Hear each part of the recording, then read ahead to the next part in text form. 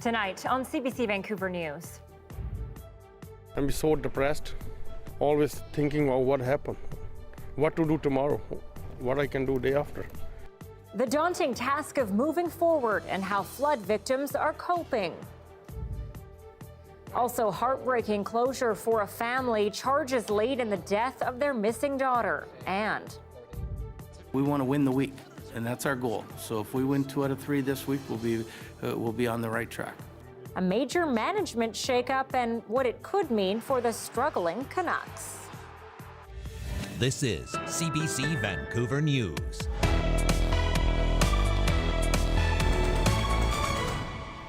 Good evening and thanks for joining us. Well, much of Metro Vancouver and the Fraser Valley awoke to a thin layer of the white stuff this morning. For some still recovering from the devastating floods, the blast of winter isn't making the cleanup any easier. But Isabel Regem is finding out there may be a silver lining. It's not much snow, only a few centimeters. But when you're thick in the middle of a disaster response, this makes the recovery harder. The snow it's just kind of a bit of a pain. It complicates to clean up a little bit. Outdoor equipment and machinery is wet. Mold is everywhere, and the tasks ahead are daunting. I'm so depressed, and sometimes wake up nighttime, can't sleep very well now because always thinking of what happened, what to do tomorrow, what I can do day after. This blueberry farmer is still struggling to process losing most of his belongings and his livelihood. Since you planted, it starts 5 years just to give you a little bit of fruit, but at least take you 10 years to get full production. James Doppenberg is also coming to terms with the long-term hit. Once the cows get stressed, it takes a long time to come back. Like their lactation is affected for sure. It'll take years probably to really get everything back. And while this weather only adds to their frustration, there could be a silver lining. The colder temperatures over the past few days have also worked in our favor as the lower freezing levels reduce the amount of snow or snow melt that gets added into our system. And that could persist in the days to come. We do have a cooler trend in the forecast for the next week or so, and with that, we're not expecting any heavy precipitation systems. Over the weekend, the province expanded its financial assistance program for people impacted by the floods, covering more of the province and pushing back the deadline to March. But farmers say the $300,000 cap on claims is far too small. They say they are facing damages of well over $1 million. They're hoping the federal government will step in and boost supports. Isabel Regam, CBC News, Abbotsford. And more evidence tonight that scores of people have been opening their hearts and wallets to those affected by BC's devastating floods. The Abbotsford Disaster Relief Fund donations have tipped the $1.5 million mark. The volume of donations and the response from the community and actually the country and even all over the world has been amazing. We've never seen this type of response to an initiative before. The agency is distributing the money to on-the-ground relief agencies, and the Canadian Red Cross says it's collected more than $17 million for affected British Columbians. The federal and provincial governments have been matching every dollar, and the province says it has so far dispersed $8.6 million to people impacted by the unprecedented storms. And some of the smaller communities affected by flooding are criticizing the province for its slow response. We have community members who haven't been able to come home and won't be for quite some time. We're doing the best we can, but with the pending weather and Christmas coming, we're all exhausted and we need major assistance to come in and help pick us up in an expedited way. The Cooks Ferry First Nation is made up of 26 small reserves that dot the Thompson River. Each one of them was issued an evacuation order or alert after the flooding began. The community has also not had access to policing or ambulance services since the summer. The chief is calling for more warning and better communication if disaster strikes again. And meteorologist Johanna Wagstaffe joins us now with the forecast. Joe, a little bit of snow today.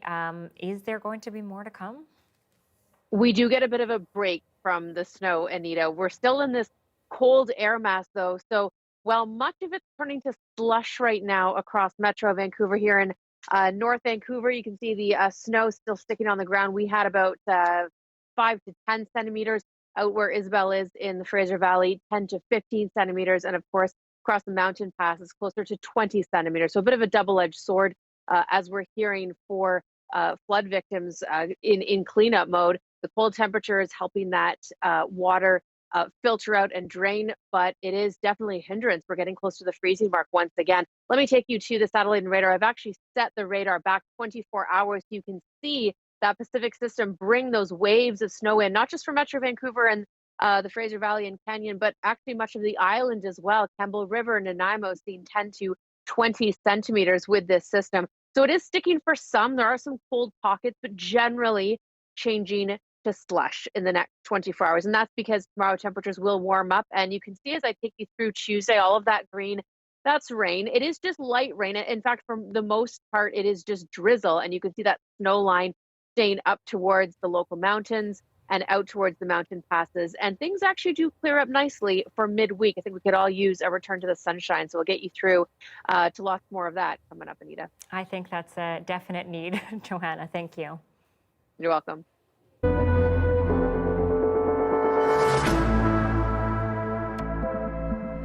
Now on to the latest update on COVID-19 in our province. Just over 900 new cases reported in the last 3 days, and 11 more people have died from the virus. There are 241 patients in hospital and fewer than 100 in intensive care. With more kids getting vaccinated, first dose numbers continue to rise. Now we are at 85.5%. And in Prince George, a group of anti-vaccine protesters targeted a vaccination clinic for kids aged 5 to 11. Today is the first day in the city where children in that age group can get their jabs. Police say they received reports of demonstrators harassing those who visited the clinic. They say protesters were following patients back to their vehicles while shouting anti-vaccine slogans and rhetoric. So far, no one has been arrested. Arrest would certainly be a last resort. We don't want to see anyone have to go down that road if we can avoid it. First step has always been education. We've found that has been very positively received here in Prince George.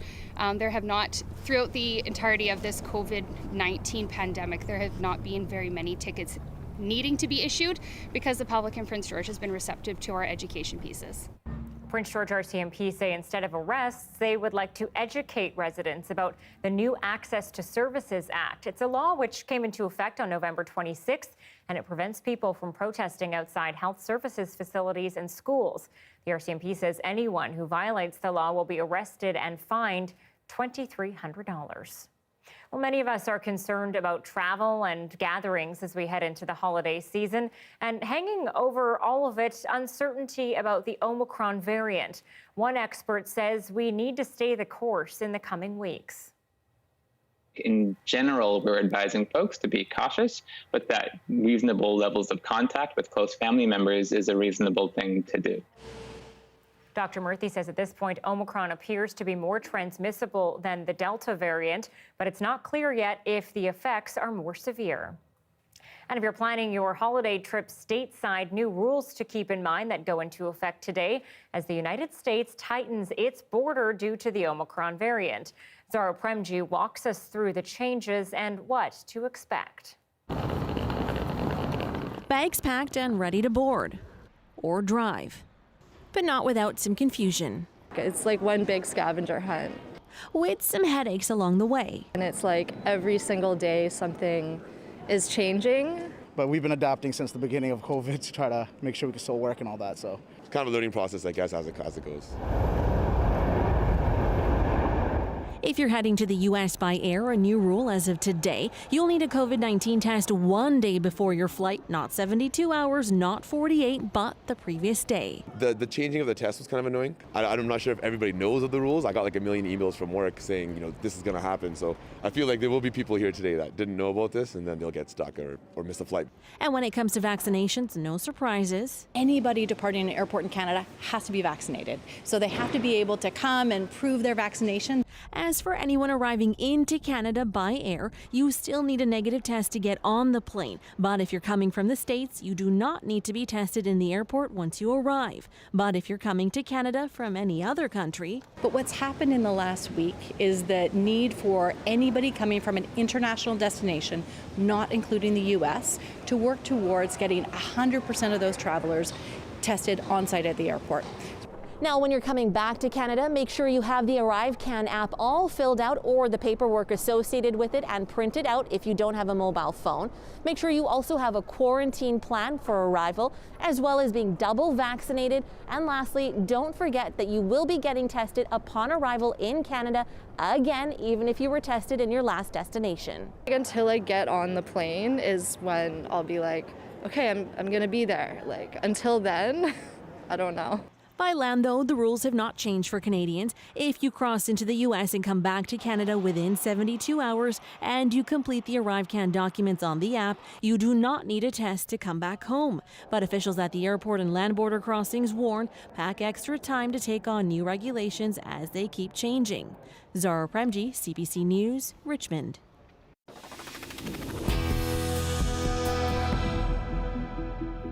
Police believe a burning car may be linked to the shooting of a man in his car while his son was in the back seat. It happened in Coquitlam around 4:30 Saturday afternoon.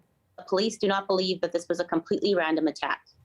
We cannot draw inferences that this shooting was a case of mistaken identity, and the community should not draw inferences about the victim. The victim of the shooting is not known to police and is cooperating with investigators. The victim was treated for injuries while the 9-year-old boy was not physically hurt. The shooting took place along Chickadee Place, and a silver sedan was seen leaving the area. Shortly after that time, a silver Infiniti was set on fire on Mode Court in Port Moody. Police say it's too early to say if this is all gang-related. And an appeals court has overturned the cold case conviction against a man accused of killing a Canadian couple in Washington. Genetics tied William Talbot to the killing of Jay Cook and Tanya Van Cuylenburg in 1987, but the appeals court says one of the jurors should have been dismissed, saying she didn't know if she could be fair because prior history might cloud her judgment. It took only 3 days to find Talbot guilty. He was sentenced to life in prison. Prosecutors can appeal the decision to the Supreme Court for review. And the boyfriend of Ashley Simpson, who went missing south of Salmon Arm more than 5 years ago, has been charged with her murder. Brady Strachan reports on the mix of relief and pain her family is feeling today. This is the Silver Creek area south of Salmon Arm where Ashley Simpson went missing in 2016. Her family says that she had told them that she was going to return home to Ontario, but then disappeared. Now, that started 5.5 years of desperate and heartbreaking searching by her family for Simpson. Some of her family members have returned to this area several times to conduct ground and drone searches. But last Friday, that search came to an end. Police say they found Ashley Simpson's body in a wooded area near Salmon Arm. Now, police have also arrested a suspect in the case. 37-year-old Derek Favel has been charged with second-degree murder in Simpson's death. Police say Favel and Simpson were boyfriend and girlfriend, but they haven't given us any other details in the case. Mike Sarazin is a friend of Ashley Simpson's. He was one of the last people to see her alive in 2016. I'm glad that finally, for one, she's found and her family can have a little bit, whatever peace they can get, and knowing that they've got her remains and can finally put her to rest. But aside from that, I think it's just a thing that happened, and I hope that he ends up going to jail. Now, news of her discovery has hit Simpson's family hard. I spoke to her father, John Simpson, earlier today. We're emotionally a wreck as a family because of this. And now we have closure. Maybe we can get back on with our lives because she's coming home. Ashley Simpson was one of 5 women who went missing in or around 2016 from this area. Today, police said that they don't believe that her case is related to any of the other women's disappearances. As for the accused, Derek Favel is in custody. He has his next court date later this month. Brady Strachan, CBC News, south of Salmon Arm. 2 men have been charged with trafficking high amounts of stolen property. Police say much of the criminal activity took place around the open-air street market on the downtown east side on Hastings Street. Undercover officers saw people openly selling drugs and stolen property, everything from power tools and electronics still in packaging to designer clothing and sunglasses that still had anti-theft devices attached. The VPD says the market has long been a place for marginalized people to find self-worth and make a few dollars, but they are having a hard time competing with people who don't live in the neighborhood.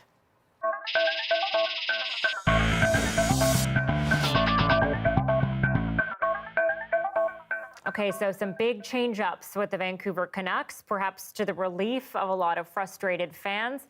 The new head coach of the team says he wants them to be very aggressive on offense. Now, that may sound simple, but the message will need to resonate with a struggling club that just fired its coach and general manager. Dan Burrett joins us live with more on this. Dan, a pretty big job ahead for Bruce Boudreau. Yes, indeed. He says he's always wanted to coach in Canada, but the advice he got on doing so? Beware. The NHL veteran later turned coach of the Minnesota Wild has a lot of work ahead as Vancouver sits last in the Pacific Division, and they lost 4-1 at home to the Pittsburgh Penguins on Saturday, prompting a fan to throw their jersey on the ice. Last night, owner Francesco Aquilini announced he'd fired coach Travis Green and GM Jim Benning, among several other cuts. Former Canucks Stan Smyl will step in as interim GM. Boudreau says his focus will be offense to start. Hockey people say you got a lot of things to work with here. There's a lot of good things to work with there, and they're saying all the stuff that you would normally say when you're texting a guy, oh, you can do it, you can do this and that. But I mean, the one thing that's consistent is they're saying that there's a lot of good pieces to this team, and I totally agree. In the management rafters, owner Francesco Aquilini and interim GM Stan Smyl are preaching accountability. Aquilini says any decision on a rebuild will be for the new GM to decide. I think we have a lot of good young players. We have a good core. We have a great goaltender. There's a lot of good pieces in place. And why it's not working, I don't know. Until we find the right people to take over these positions, we're going to push in areas, and I'm going to push Francesco. And I think if there's something that should be had that's going to help this organization, I will talk to Francesco and I will push him on it. As for those next steps, Boudreau says their goal is to win the week. That's 2 out of 3 games they play. They get to try tonight at 7 p.m. against the LA Kings at home. Anita. Dan Burrett live for us tonight. Thanks, Dan. Let's dive a little deeper into this Canucks shakeup. Joining me now is Gurp Seon with Hockey Night in Canada Punjabi. Gurp, thanks for being with us tonight. Thanks for having me, Anita. Now, this has been a struggling hockey team for a while. What do you think the breaking point was in getting rid of the coach and the general manager at the same time? Well, I mean, you never want to see anyone lose their jobs, firstly, but this has been a long time coming, you could say. Jim Benning's had enough time in Vancouver. This was his 8th season as the GM of Vancouver. And the Canucks have been a sub-500 team overall during that time. So he had ample opportunity. I think he was given a fair chance. And Travis Green's been here for 5 years as well. So, everyone's going to try to pin it on the jersey throwing that happened on Saturday night in that Pittsburgh Penguins loss. It wasn't just because of that jersey toss. That may have been the final nail in the coffin, but this has been brewing for the past couple of seasons. And this year, the Canucks just, were grossly underperforming. And the expectations that the fans had, the management had, the ownership had, were definitely not met. And so, a change or changes in this case needed to be made. Yeah, I mean, obviously a lot of disappointed fans now hoping something will change, but these are the same players as before. So what might Boudreau do to spark this team that Green couldn't? Yeah, sometimes it's just a new voice. I experienced that with my children. If I say the same thing over and over again, they don't listen. But if I try a different angle, it works. So Bruce Boudreau is an experienced coach. He's had success, regular season success at least, in Washington, Anaheim, Minnesota. He's coached some pretty stellar players like Alexander Ovechkin as well. So the hope is that a new voice will inspire the Canucks to maybe try to salvage this season, especially the stars like Elias Pettersson and Brock Besser have really been struggling. So I think the hope is that at least some part of this season can be salvaged, and maybe those guys can get a bit of a kickstart and, you know, really start performing the way we expected them to this season. Well, when you talk about that season being salvaged a little bit, are you thinking maybe there's a chance that we could make the playoffs? Whew, it's a long shot, Anita, but it's possible. It's been done. If you look back a couple of years ago, the St. Louis Blues were a terrible team for the first half of the year, and then starting January, they went on a tear and they won the Stanley Cup. So I don't want to get people's hopes too high that the Canucks are going to go win the Stanley Cup, but you know, it's only the quarter mark of the season. There's still about 60 games to go. So anything is possible. And I think that's what the management and ownership are maybe trying to do here, is to see if they can try to at least get something out of this season. I think all the fans are hoping for that as well. Garb Seon, thank you so much for being on the show today. No worries. Thanks for having me. And Vancouver's golden goal scorer Giulia Grasso is headed to Italy to play for one of the world's most famous soccer, or technically football, clubs. The 21-year-old midfielder has signed with Italy's world-renowned soccer club Juventus. Now she'll wear the number 15 and could hit the pitch as soon as January 5th in the Super Cup. Grasso became a national name after scoring the winning goal in Canada's shootout victory over Sweden at the Tokyo Olympic Games. And British Columbians have donated an incredible $2.1 million to CBC's 35th annual Food Bank Day. People across the province joined in from the comfort of their homes for special broadcasts on Friday. And we even got to meet some of you during the digital meet and greets. The event has raised more than $15 million for food banks in BC since its inception in 1986. Especially important this year, as food banks have seen a major surge in visits due to the pandemic and economic disruptions. We want to say a big thank you to everyone who donated this year. Well, for 1 year, she provided treatment care at BC Women's Hospital as a nurse. The only problem, well, she actually wasn't a nurse. We hear from her patients next.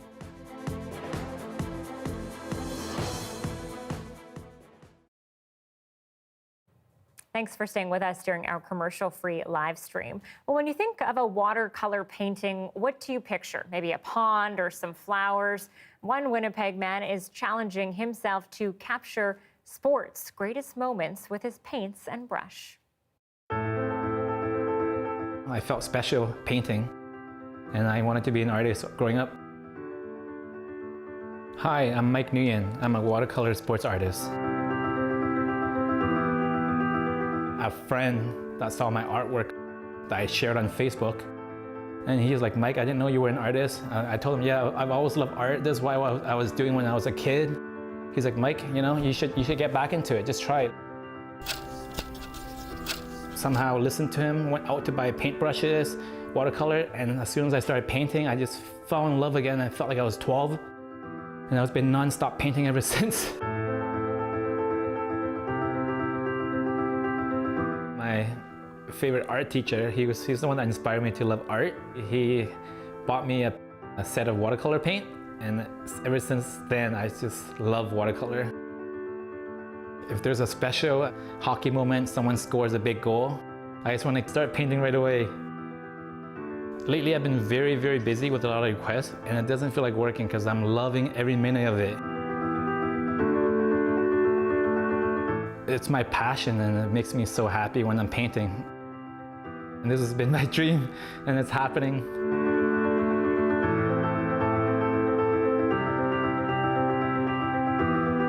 It just brings me back to my childhood dream.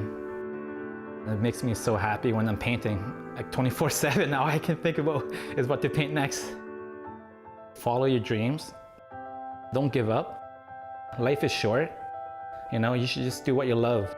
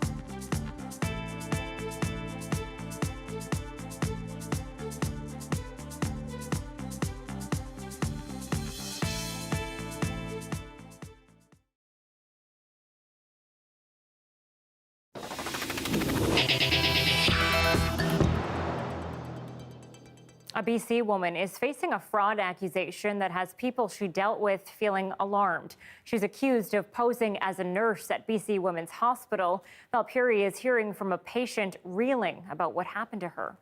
It's been a year since Sasha Timku had surgery to have a polyp removed from her uterus. I was in a very compromising position. Obviously, I was very vulnerable and nervous. At BC Women's Hospital, she remembers a nurse who was loud and condescending and made her feel uncomfortable. I just had to say, it's okay. They do this all the time. These are professionals. Now it turns out that may not be so. Late last week, Timku got a disturbing letter from the hospital. The person who administered her pain medication wasn't a nurse. That person, allegedly Bridget Cleroux, police say was posing as a nurse. I felt pain, extreme pain from start to finish.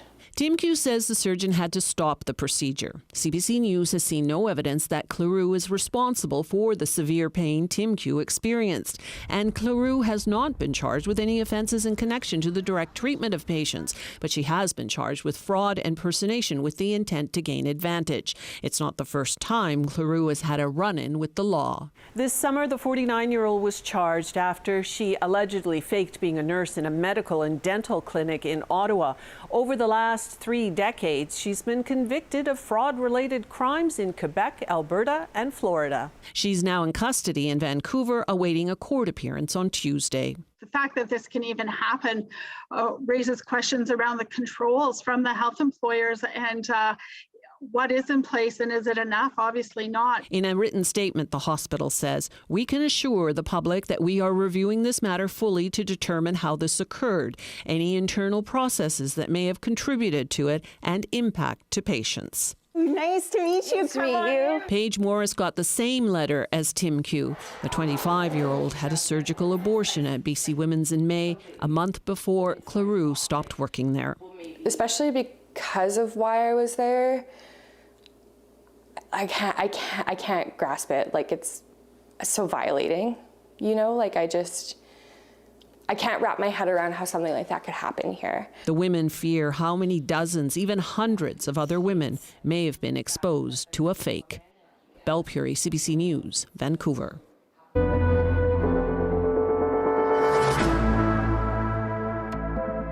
Starting today, Italy is making life a bit more uncomfortable for the unvaccinated with tighter new COVID-19 restrictions. As Megan Williams reports, a special pass is now required for anyone wanting to ride on public transit or access many services. These people waiting for the streetcar behind me here in Rome today for the first time have to have what's called a green pass to get on that streetcar or bus or subway. Now, a green pass here in Italy is proof of vaccination, of having been sick and recovered, or a recent negative COVID test. And if you're stopped and you don't have it, you're going to have to pay a fine of about 600 Canadian dollars. Now, that's not the only change that goes into effect here in Italy today. The other is the introduction of a so-called super green pass, the green pass rafforzato, which means sort of a strengthened green pass. And that new one does not recognize a negative test. So if you want to get into anything from an indoor seating at an indoor restaurant, if you want to go to a gym, a museum, see a movie, you have to show this new pass. Up until now, you've been able to get in with just a negative test. If you haven't been vaccinated, that's no longer the case. So this is really tightening the restrictions of those people who haven't been vaccinated, and it's been effective so far. When it was announced a couple of weeks ago, since then there has been an uptick in the number of people getting vaccinated, about 400,000 more. More than 1 million more people have registered for the Green Pass. Italians are already the most vaccinated in Europe, or one of the most vaccinated. 86% have had the 2 shots. The European average is just over 50%. So the country is pushing ahead, putting the pressure on people to get vaccinated. And again, those who don't are going to have to pay fines, but for the most part, people are complying. Megan Williams, CBC News, Rome. And an oral treatment for COVID-19 will soon be produced in Canada. Pharmaceutical giant Merck says it's investing $19 million to scale up production of its antiviral drug in a facility east of Toronto. The company says it will make Canada a global hub for the production of the treatment. The drug is currently still pending approval from Health Canada. A horrific story of a daughter killed by her husband and the mother who said all the warning signs were there. Why a new CBC investigation reveals the signs are often there. That's next.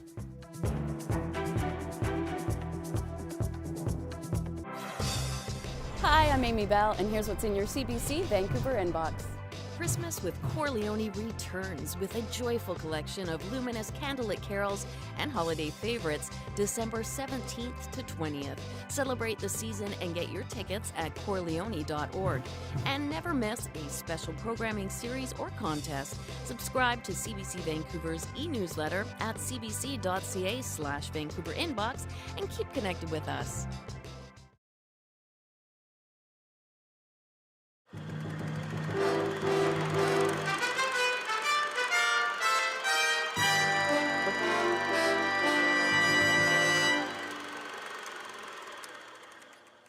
Why were we critical of the businessman? Guest speaker at the party was Peter Pocklington, the Edmonton millionaire and sports promoter who wants to be Canada's next Tory Prime Minister.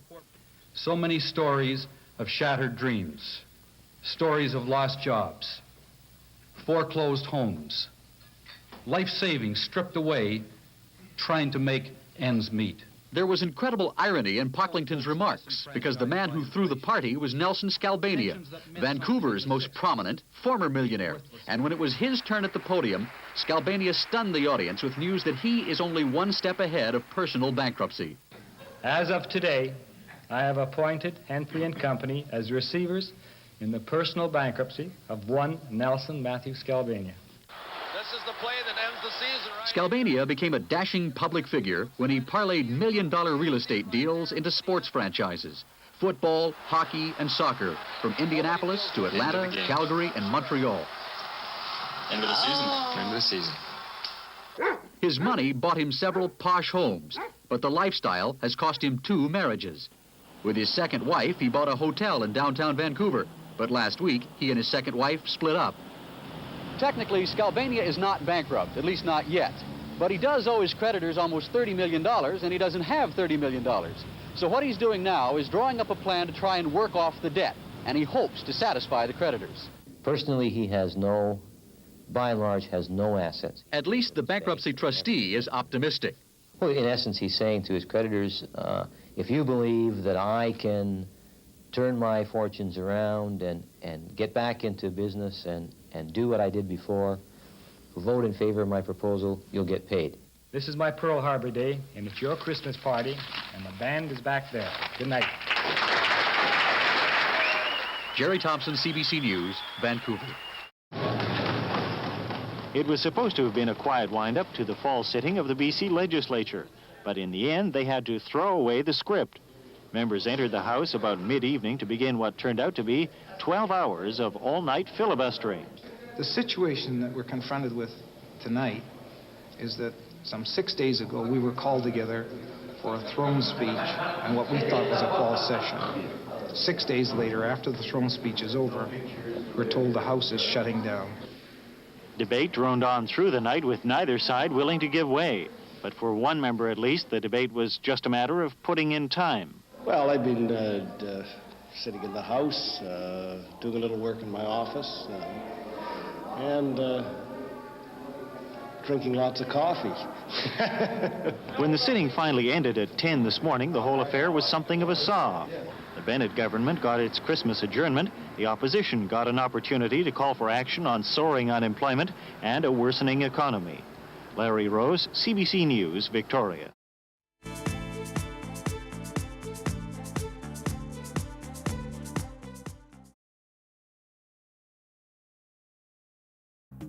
Here are some of the stories we're following tonight on CBC Vancouver News. We know that this is an unsettling event and can cast a ripple effect on the community and public safety. We are working diligently to gather facts and evidence so that we may find those responsible for the incident. Police believe a burning car discovered on Saturday night is connected to a car shooting in Coquitlam that saw a dad hurt and his 9-year-old son in the back seat. A silver sedan was seen leaving the area and later found on fire in Port Moody. The victim is not known to police and is cooperating with investigators, and it's too early to say if this is gang-related. The boyfriend of a woman who went missing near Salmon Arm more than 5 years ago has been charged with second-degree murder. The parents of victim Ashley Simpson released a statement today saying they always hoped she would be found alive, but they knew those chances were slim. The family had kept a vigil and search effort alive since Simpson was reported missing.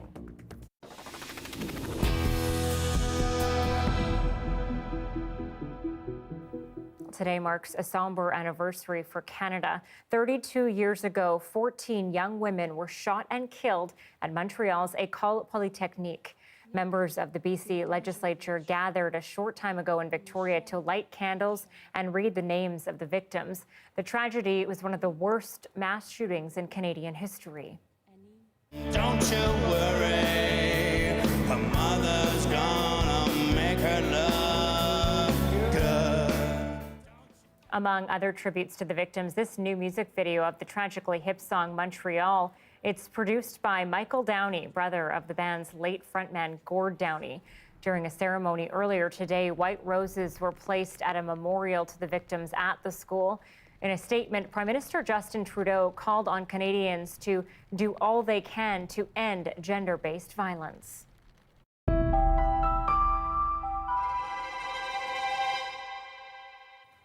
And today, CBC News is releasing the results of a months-long investigation into hundreds of intimate partner homicides in Canada over the last 5.5 years. Detailed national case tracking like this has never been done before. Tara Carmen explains what that data shows often comes before a death. And a warning, this contains a detailed account of abuse. It's a little bit hot.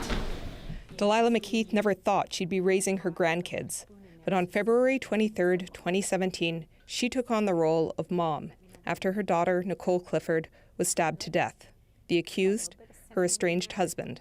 She said, "Mom, I'm not happy. I'm abused. And I live in fear." I said, "Come home. It's time to come home." And she died shortly after. McKeith's daughter's story is like hundreds of others. CBC News has compiled groundbreaking data for nearly 400 cases. Predictably, patterns emerge. Murders happening during or right after a separation, previous reports of abuse, controlling behavior. Data like that is missing in a lot of the cases we analyzed. But CBC News found at least one of those factors in more than a third of cases, like Nicole Clifford's. Huge, huge. Stalking her while she's staying here. Staring over her as she's sleeping. Stuff like that. Creepy, creepy, creepy stuff like that. A judge can order an abuser to stay away from their partner. And for some people that will work. But for the cases where we have the data, 36 homicide victims had protection orders. Paula Simons is an independent senator from Alberta and former journalist who covered domestic homicides. She says this is the first time she's seen detailed data nationwide. It is absolutely vital to our understanding of how to combat domestic violence and domestic homicide that we are able to have this kind of tracking. For McKeith, her former son-in-law's trial starts next summer. Until then, she keeps Nicole's memory alive for her grandkids. I feel that her ashes belong to her children. Because as far as I am concerned, the day that she stopped breathing, everything belongs to those kids. That is their mother. She belongs to them. That's the CBC's Tara Carmen reporting. Now, support is available for anyone affected by intimate partner violence. You can access support services and local resources in Canada by going online. Visit endingviolencecanada.org. And if your situation is urgent, please contact emergency services in your area. Well, if you're trying to make your winter holiday a little easier both on your pocketbook and Mother Earth, we've got some gift tips. A holiday shopping experience that's lower impact is next. And at 6:39, you are looking at a live shot of Vancouver tonight. While the snow may have gone away or gone down, it's a wintry wonderland up high. Is there more on the way? Johanna breaks it down coming up.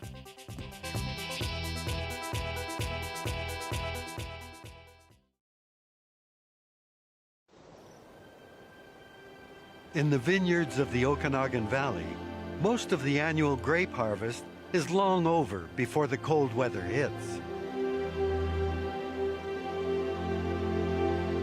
But the most important harvest of the year has been waiting for the cold. Bundle up, Kelowna. Our first taste of winter is on the way. Cold Arctic air sweeping in from the north will bring freezing temperatures tonight, dropping down to a low of -10.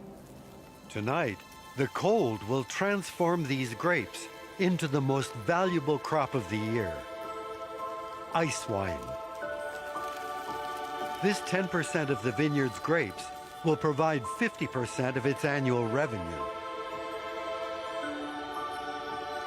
It's a nerve-wracking time for head winemaker Michael Alexander.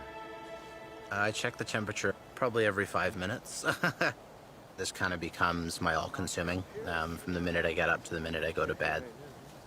Yeah, let's see, we're sitting about -7.5. Good to go any minute now. You Awesome. start calling the pickers. We'll get them out. The temperature needs to hit -8 before the juice inside the grapes will freeze and concentrate the sugars. There's a buzz and an excitement, so it doesn't feel cold. Everyone's moving as quickly as they can to get the fruit off as quickly as possible. If the temperature rises, it can lower the value of the wine by as much as 75%. All these grapes need to be picked in a single night while the weather is cold. Nights like tonight are very important that we get them right. It's one of those wines that is so uniquely Canadian. Each grape yields just 1 drop of juice, so it takes 5 times more grapes to make ice wine as regular wine. This special wine would not be possible without cold weather.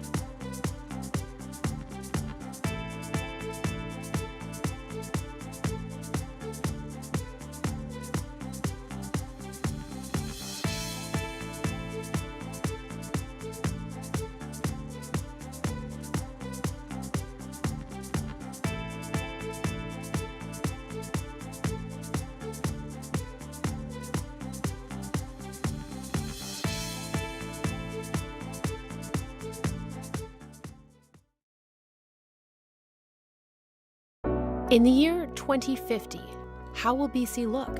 From agriculture to cities, how will climate change life? Don't miss 2050 Degrees of Change, a CBC Vancouver original podcast, now available.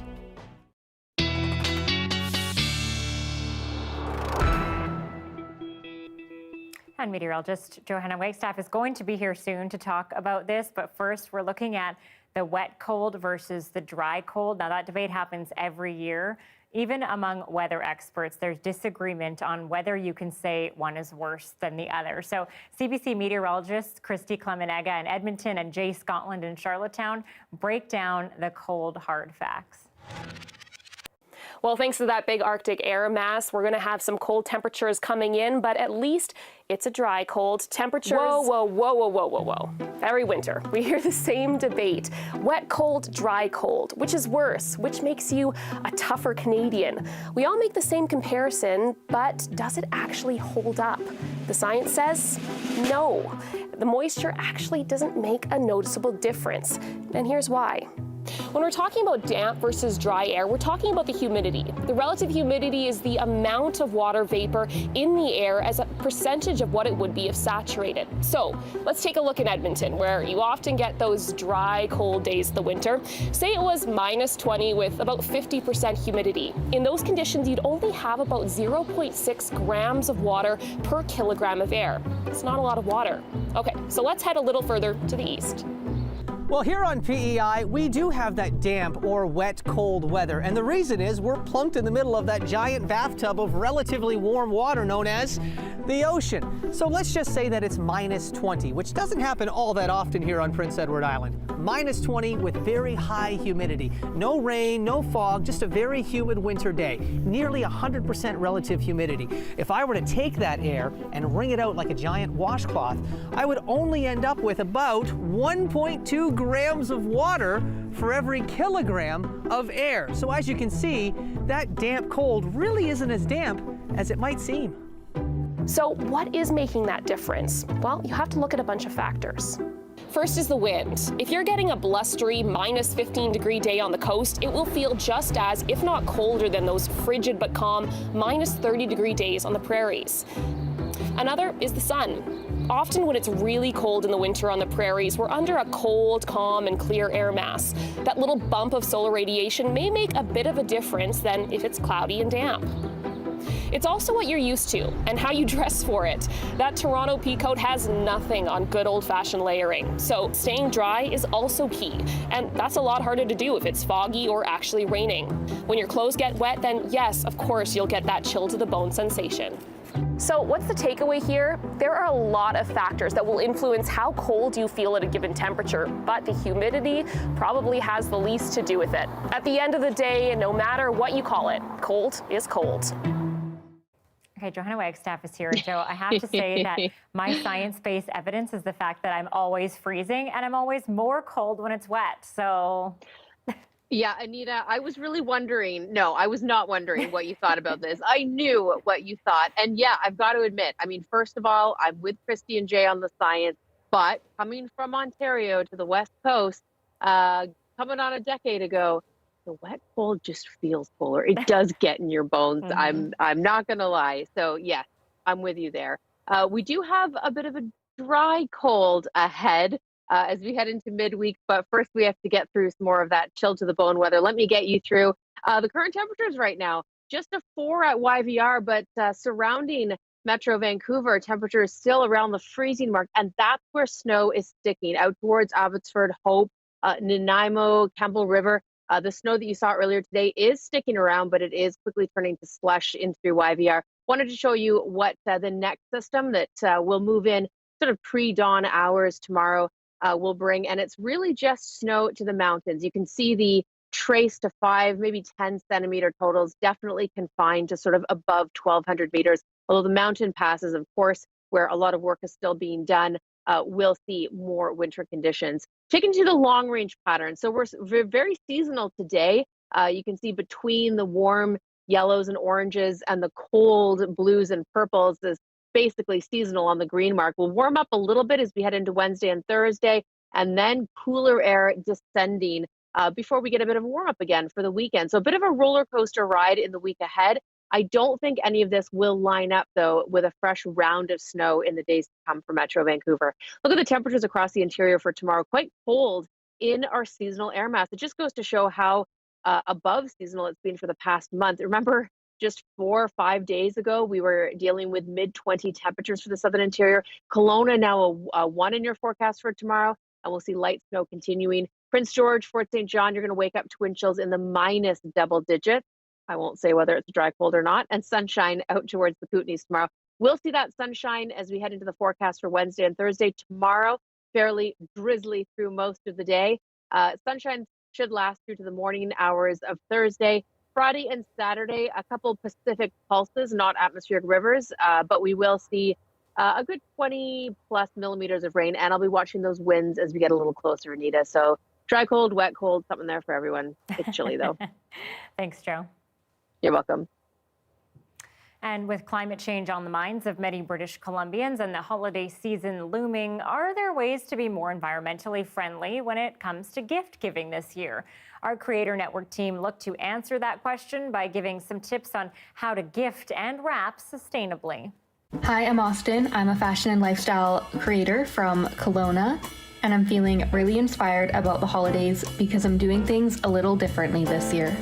I typically stress over buying so many gifts and the environmental impact of overconsumption and gift wrapping, not to mention the financial stress. I don't think I'm alone in this feeling, so I thought, how can I take back the nostalgic and simple feel surrounding this holiday season while still showing appreciation to my loved ones and the planet? Here are my tips for sustainable gift giving and gift wrapping. One of my favorite ways to reduce waste is to purchase secondhand at the thrift store. So this year I'm also going to be purchasing secondhand gifts. I really hope that this can become the new norm because pre-loved items can be just as thoughtful, and with a little bit of TLC, they can be just as good as new. I have this black handbag that my younger sister always compliments me on, and I decided that it's finally time to pass it on to her. I'm wrapping her gift in brown paper, which is 100% recyclable, unlike foiled paper. I would have loved a more eco-friendly tape option, but the most sustainable thing to do is use what I already have at home, which happens to be this clear tape. Homemade gifts are another creative and festive way of gifting, but if you're not crafty yourself, or maybe you don't have enough time to make something, buying from a local creator is a great way to gift sustainably, and you're also supporting someone in your community. I'm wrapping this locally made candle in this silk scarf that I found at the thrift store. It's a great option because not only does it look luxurious, but you're also providing the recipient with a secondary gift, or they can choose to use it as sustainable gift wrap for the next gift that they give. Another great gift wrapping option is to use an old newspaper like this one. I'm going to use it to wrap the sweatshirt that I purchased at the thrift store. Sometimes pre-loved treasures need a little love and care to revive them, like this sweater, which I'm fixing up with this tool that gets all of the fabric fuzz and pilling off. I love to add festive touches like this twine, dried orange slice, and fresh rosemary from the garden, but I also love lavender and eucalyptus because they're both beautiful and fragrant. Organic garnishes like these are great because they can be composted later on after the gift has been given. I really enjoyed practicing sustainability this holiday season, and I'm so happy that all my gifts came from the heart and that I spent time to wrap them in their own unique ways. I'm so grateful knowing that all there's left to do is celebrate the simple joys with the people I care most about without the worry of environmental impact. Adult advent calendars are all the rage, but a luxury option from Chanel is turning heads for all the wrong reasons. What more than $800 gets you and what it doesn't is next.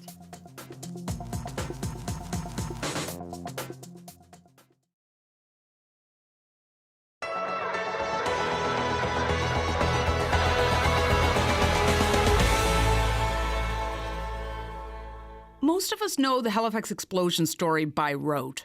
2 ships collide, an explosion happens. 2,000 dead, 9,000 injured.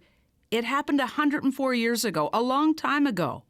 But every year, we mark it with a memorial, and every year there's something that reminds you of the lasting impact of that fateful day.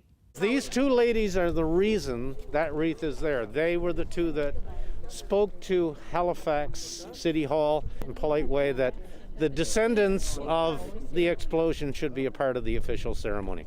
And those descendants of the dead and injured on this day wear red scarves. Margaret Murray has one, plus a Post-it note clipped on her jacket of who in her family had everything ripped away that fateful morning. My mom and my uncle were only 5 and 3, and my grandmother was lost. She wasn't lost under the rubble. She was pinned under the rubble. Margaret grew up with the stories of pain and loss, but also stories of resilience. So did Marilyn Elliott. She wears a photo of her father on her jacket, blinded, like so many others during the explosion.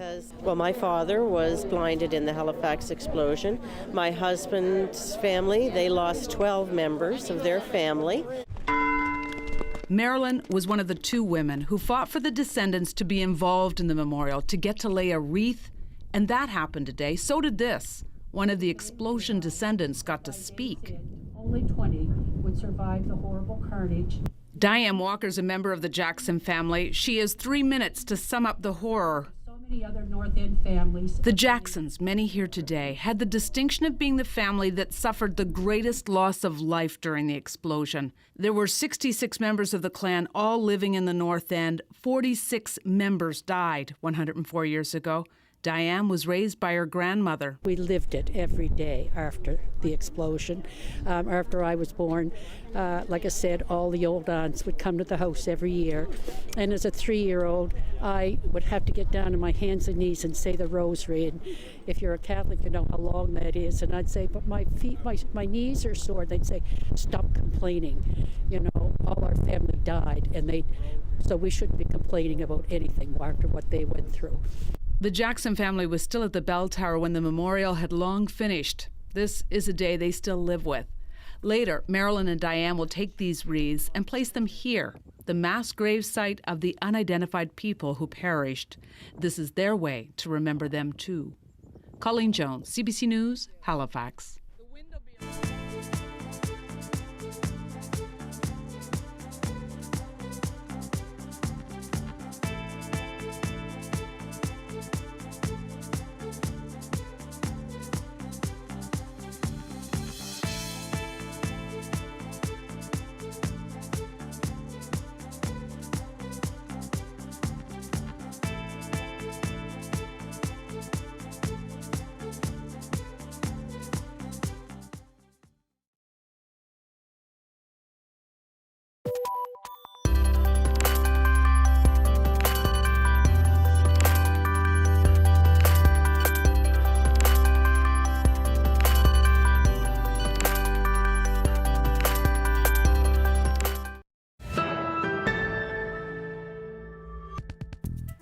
For many, counting the days until Christmas means it's Advent calendar season.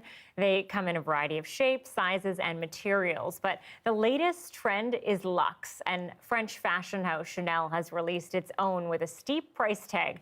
But as Jacqueline Hansen tells us, some say it's a flop.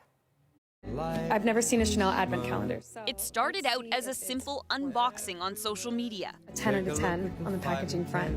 A first look inside Chanel's exclusive Advent calendar. The company calls it a collector's item made in ultra-limited quantities with an ultra-elite price tag of $1,025 Canadian. But for this TikTok user, it didn't live up to the hype. Okay, this has to be a joke. This is a joke. Stickers? Stickers? Her reaction has racked up more than 14 million views. But what's inside the calendar shouldn't actually come as a surprise. It's all laid out on Chanel's website, some full-sized items, some branded trinkets. And if a product's worth is defined by what people are willing to pay, on eBay, some resellers are now pricing it at more than $2,000. Beauty's in the eye of the beholder. So there may indeed be, many happy owners of Chanel's Advent calendar out there who haven't bothered to tell the world about it on social media. But more disappointment followed, along with a flood of negative comments on all of Chanel's social media platforms. Then, Chanel just blocked me. But Chanel calls that claim absolutely inaccurate. The company says it has never blocked access to the Chanel TikTok account to anyone because it is simply not active. It also says it is sorry that this calendar may have disappointed some people. Really, This digital media strategist says it shows how quickly misinformation can spread. They're not reporters, they're not fact-checking. They're seeing a situation happen and they're steamrolling on the opportunity because for them, it does build their audience, which is ultimately what they want. For Chanel to get its message heard, it may have to break its TikTok silence. This is absolutely a lesson in brand strategy and how you speak to a Gen Z audience. Still, Chanel's calendar opened up a few free days of publicity, whether that was the intention or not. Jacqueline Hansen, CBC News, Toronto. Well, I might have to try a different Advent calendar this year. Well, plenty of stories are coming out about the floods and efforts to rescue all creatures, great and small, and in this case, wet. 14-year-old Watershed Watch volunteer Lincoln Froese sprung into action when he spotted a floundering salmon. It was stuck on a golf course in Chilliwack, driven off course by rising floodwaters. He sprung into action, plunging into the floodwaters and pulling out the most at-risk fish.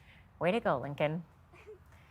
And that is it for our show tonight. Thanks for being with us on CBC Vancouver News. Dan is here at 11, and we're back tomorrow. Good night.